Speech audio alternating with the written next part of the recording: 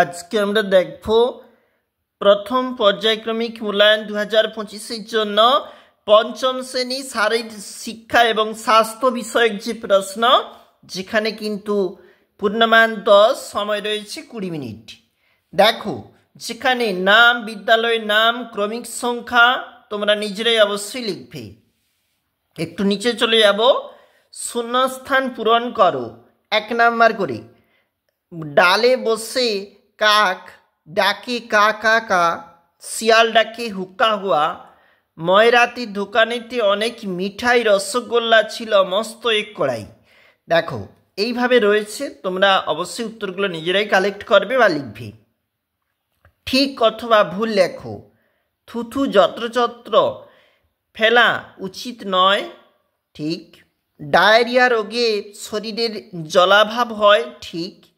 মশারি টাঙ্গিয়ে ঘুমানো উচিত নয়, ভুল। বাসি খাবার খাওয়া উচিত, ভুল।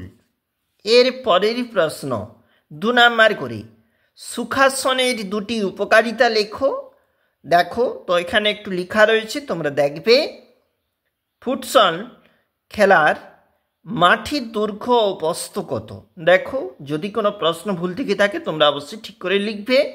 2টি অনুকরণ জাতীয় খেলার নাম। দেখো, এইভাবে রয়েছে প্রশ্ন। চলে যাব আমাদের পরবর্তী পেজ, সেখানে কলা কর্মশিক্ষা 10 নাম্বার বলেছে, সময় 20 মিনিট। পঞ্চম শ্রেণী, নিজের খুশি মতো ছবি এঁকে রং করো। ভিভিআই তো তোমাদের অবশ্যই থাকবে এরকম প্রশ্ন। বৃক্ষরোপণের একটি ছবি এঁকে সুন্দর করে রং দাও।